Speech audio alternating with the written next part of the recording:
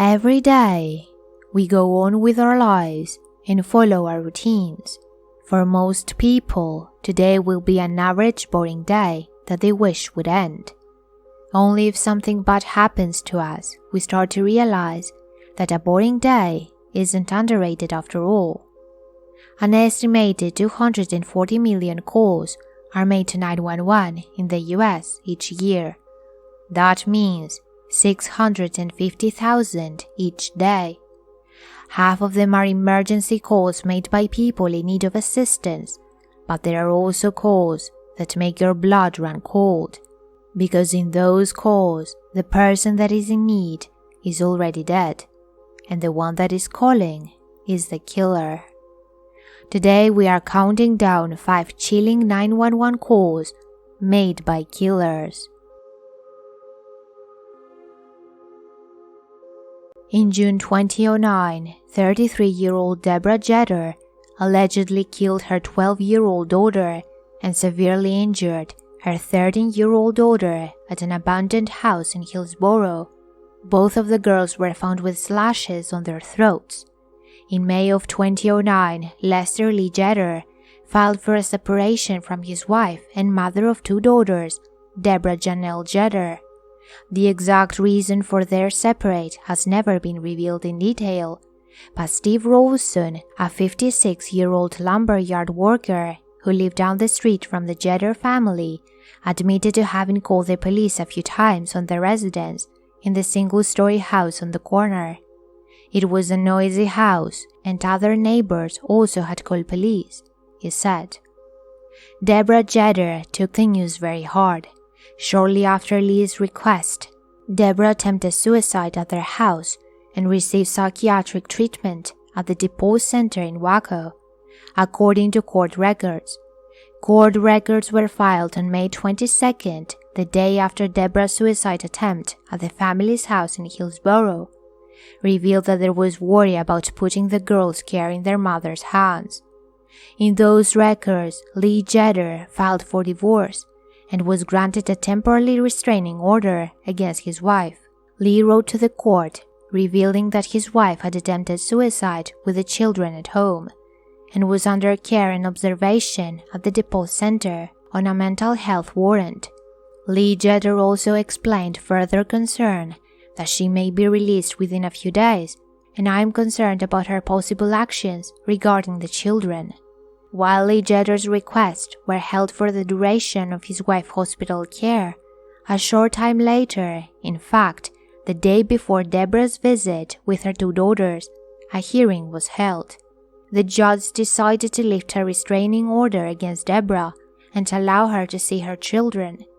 Lee admits he agreed with the judge, claiming Deborah had shown no resentment towards her children, nor had she ever put either in harm's way.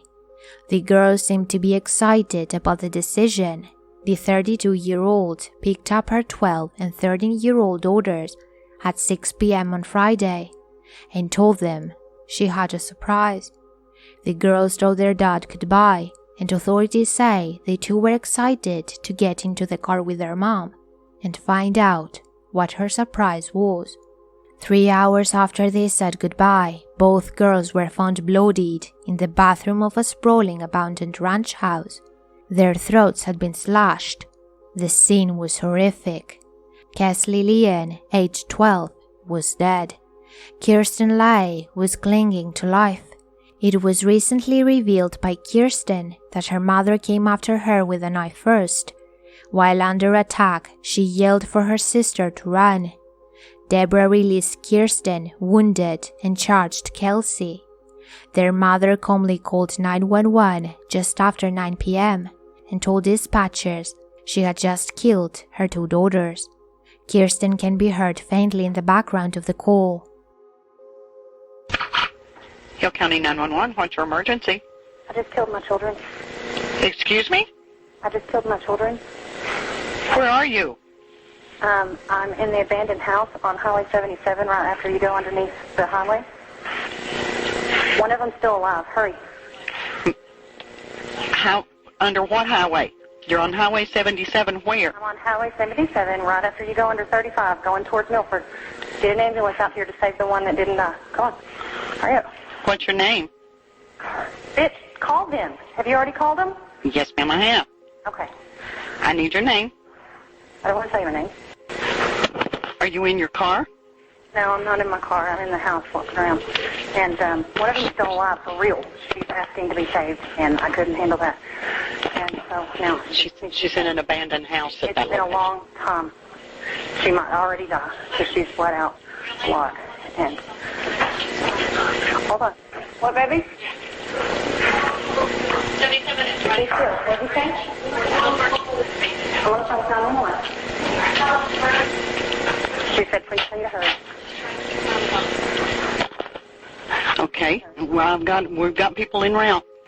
God. Can you tell me what happened? I don't want to say.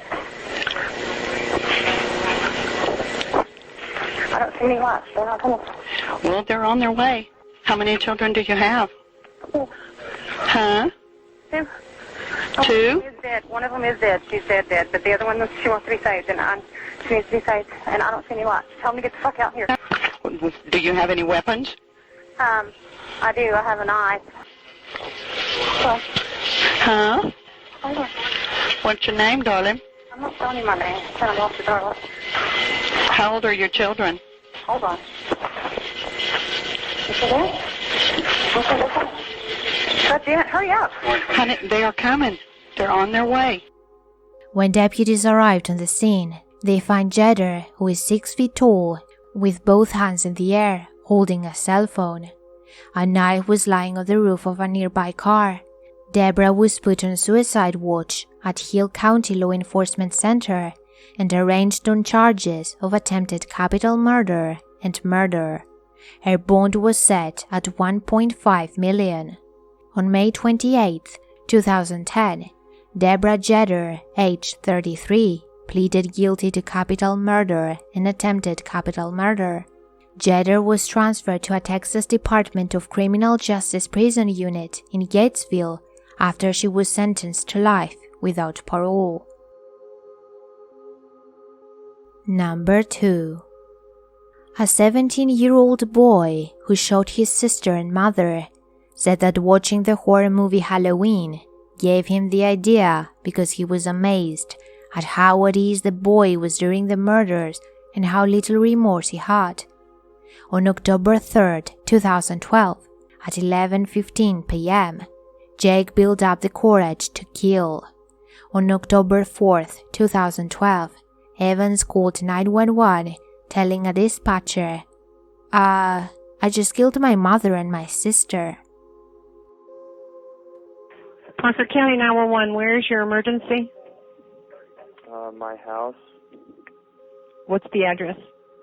152 River Creek Lane. Okay, what's the emergency? I just killed my mom and my sister. What? I just killed my mom and my sister. You just killed your mother and your sister? How did you do that? I shot him with a .22 revolver. And what is your name? Jake Evans. Jay Evans? Jake Evans. Are you sure they're dead? Yes. Okay. I want you to stay on the phone with me, okay? Are you all right? Yeah, I'm fine. Okay. Hold on just a minute. Where is the gun? It's on the kitchen counter. Okay. It's a .22? Yes. Okay. Hold on. Jake, Yes. are you on any kind of medication? No. Well, I've been going to the allergist a lot lately. Yeah. With my mom. But no, nothing other than that. Okay. How old are you? 17. Okay. Do you, is there any reason that you were so angry at your mother and your sister? I don't know. I wasn't. It's weird. I wasn't even really angry with them. It just kind of happened. I've been kind of planning on killing for a while now. The two of them, or just anybody? Pretty much anybody. Why? I don't know. I don't really like people's kind of attitude. Right. I think they're very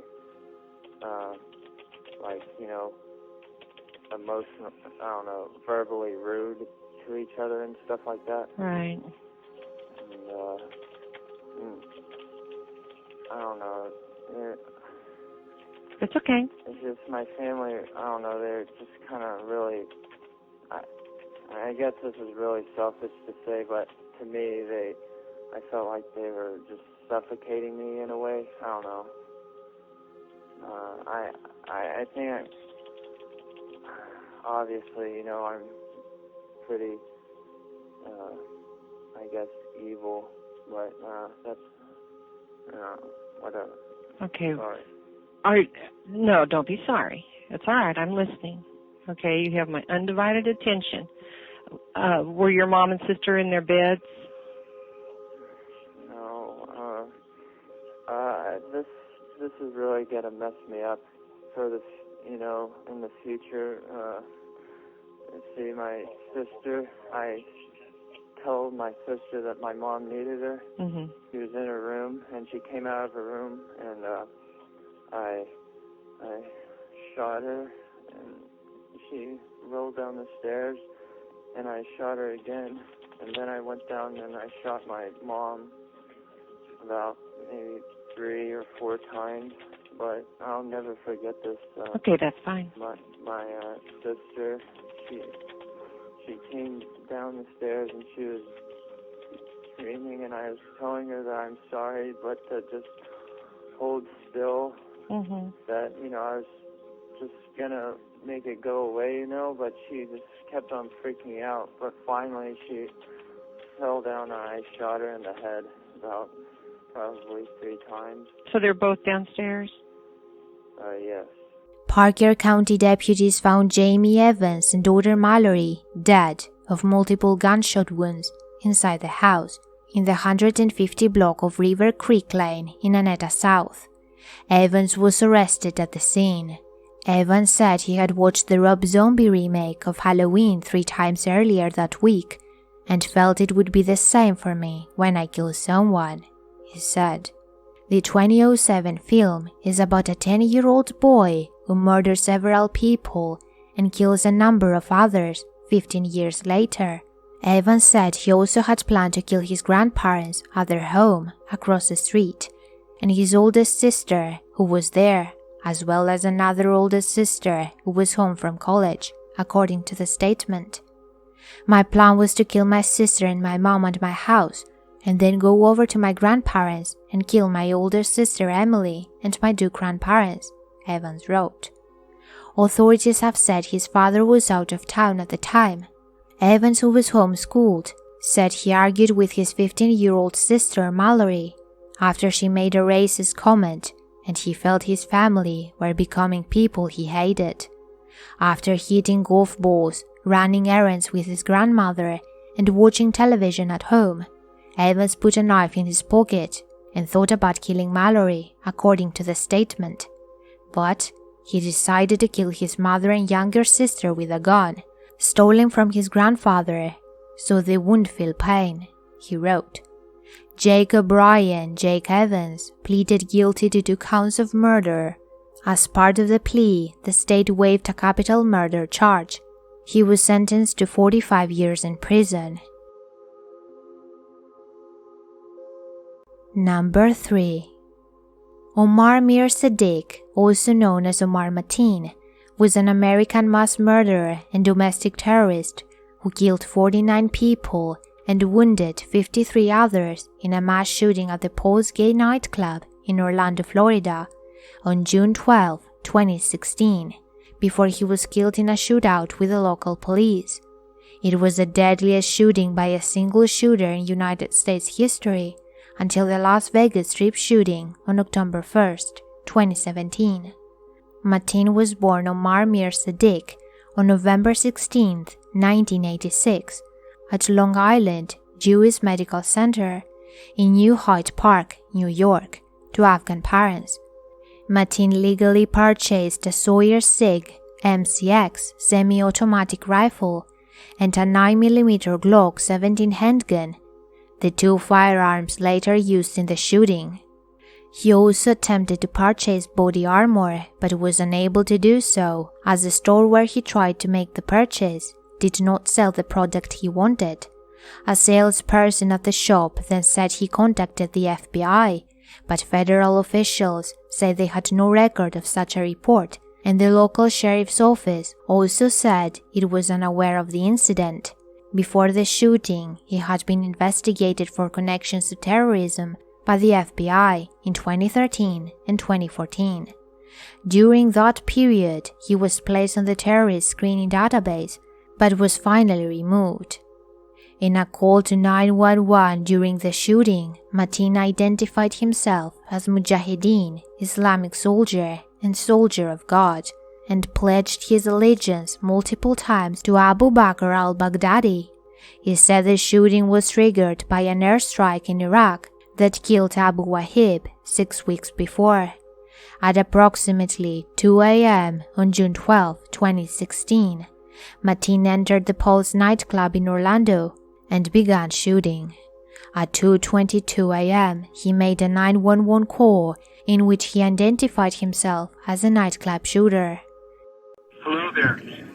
Hi there, this is Orlando Police. Who am I speaking with, please? You're speaking with the person who pledged his allegiance to the Islamic State of Abu Bakr al-Baghdadi. Okay, can you tell me where you are right now so I can get you some help? No, because you have to tell America to stop bombing Syria and Iraq. They're killing a lot of innocent people. So what am I to do here when my people are getting killed over there? You get what I'm saying? I do. I completely get what you're saying. What I'm trying to do is prevent anybody else from getting in. Stop the U.S. airstrikes. They need to stop the U.S. airstrikes, okay? I understand that. They need to stop the U.S. airstrikes. You have to tell the U.S. government to stop bombing. They're killing too many children. They're killing too many women. Okay? I understand that. But here's why I'm here right now. I'm with the Orlando Police. Can you tell me what you know about what's going on tonight? What's going on? Yes. That I feel the pain of the people getting killed in Syria and Iraq and all the things from Okay. So, have you done something about that? Yes, I have. Tell me what you did, please. No, you already know what I did. Well, I'm trying to figure out how to keep you safe and how to get this resolved peacefully, because I'm not a politician, I'm not a government. All I can do is help individuals, and I'm going to start with helping you. By the way, there's some vehicles outside that have some bombs, just to let you know. Your people are going to get it, and I'm going to ignite it if they try to do anything stupid. Okay, I understand that, and I'll pass that along. Can you tell me what vehicle? Because I don't want to see anybody get hurt. No. But I'll tell you this. It can take out a whole city block almost. I understand that. Tell me, in the club, do you have any injured people with you that you brought with you? I'm not letting you know nothing. Well, I'm trying to offer you help. Well, you need to know that they need to stop bombing Syria and Iraq. The U.S. is collaborating with Russia, and they're killing innocent women and children, okay? I hear what you're saying. My homeboy, Tamerlan Sarnaik, did his thing on the Boston Marathon. My homeboy, Munir Abu Salha, did his thing, okay? So now, it's my turn, okay? Mateen took hostages after police arrived and engaged in a gunfight with him. At approximately 5 a.m., police shot and killed Mateen, ending the shooting. A total of 49 people were left dead, along with Mateen, and 53 others were injured. After the shooting, Mateen was eventually buried in the Muslim cemetery of South Florida. Alex Crane, at 14 years of age, shot both of his parents to death, Thomas and Kelly Crane, in the family's Golden Gate Estates home in the early morning of December 9, 2010. The teenager from Naples, Florida, was arrested at his home on September 2010 for the slayings. He was never spoken publicly or given any reason as to why he killed them. He told the dispatcher in the 911 call that he was sleeping because he was homesick from school that day. He woke up and the next thing he saw was him covered in blood and a gun in his hand. On the dark 911 call, he claims to have no idea why he did it. He becomes audibly distraught when he realizes his parents aren't coming back. Okay, what is your name? Alex. Alex, what's going on? My parents were shot. Your what? My parents were shot. Your parents were shot? Yeah. Stay on the line, okay? Alex, how old are you? I'm 14. 14, where are they now? In the bathroom. Okay, who shot your parents? I did. You did? Yeah. Okay, stay on the line with me, okay? Okay. Get you some help. Was it an incident, Alex? How did this happen, sweetie? I don't know. You don't know? First thing I was sleeping, the next thing I know, I had a gun in my hand. My pants on the ground. Okay. Alex, is there anyone else in the house with you, sweetie? Oh, you gotta hurry. Huh? You gotta hurry. We're on the way, okay? Are they breathing? I don't know. Can you go check for me? We're going to help you, okay, sweetie? We're going to help you. Where did you shoot your parents at?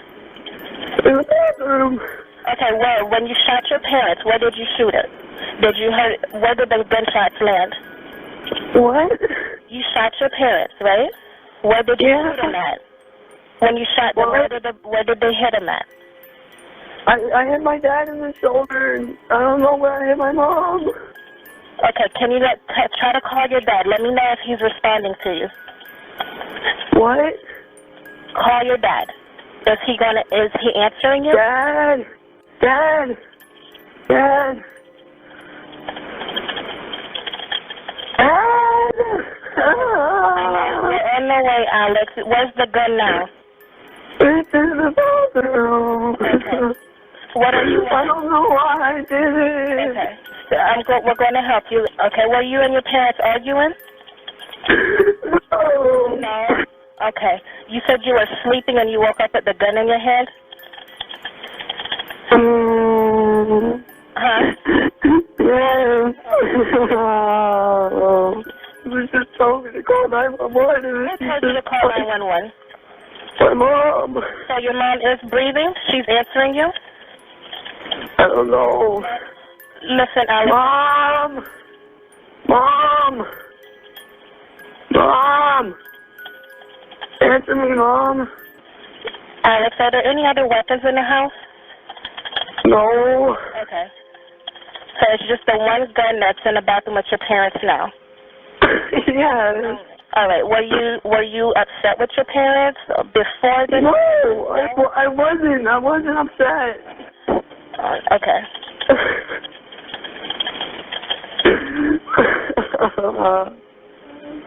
This is all my fault. Listen, Alex, we're going to get you some help, okay?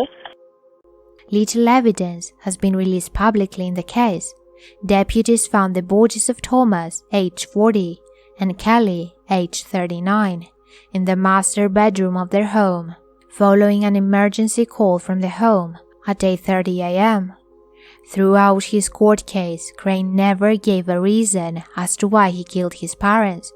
His lawyer Brian Baber claimed that his client suffered from mental illness, but would not elaborate. However, prosecutors said that there were no indication of mental illness. Crane pleaded no contest to 2 charges of manslaughter before being handed down the 20-year sentence. Crane is currently serving out his sentence at the Department of Corrections Reception and Medical Center, but is due to be transferred to another prison. Number 5. On September 2011, a 78-year-old man, Gunther Flochinger, killed his 21-year-old Filipino wife, Karina, for no apparent reason, then set their home on fire before turning the gun on himself. It happened at about 1:15 a.m. in a quiet neighborhood on Southwest Kamchatka Avenue. Police received 2 911 calls to the property on Saturday after 1 a.m., one from a neighbor saying Mrs. Flochinger asked her to take her 4-year-old daughter away earlier that day, and one from the husband saying that he had shot his wife and was going to shoot himself. The man tells 911 that he will give someone a chance to take their child, and then he promises to turn the gun on himself. I just want to let you know that I killed my wife and that I have a baby in here. I called my neighbors to pick up the baby. Anybody who will pick up the baby is all right.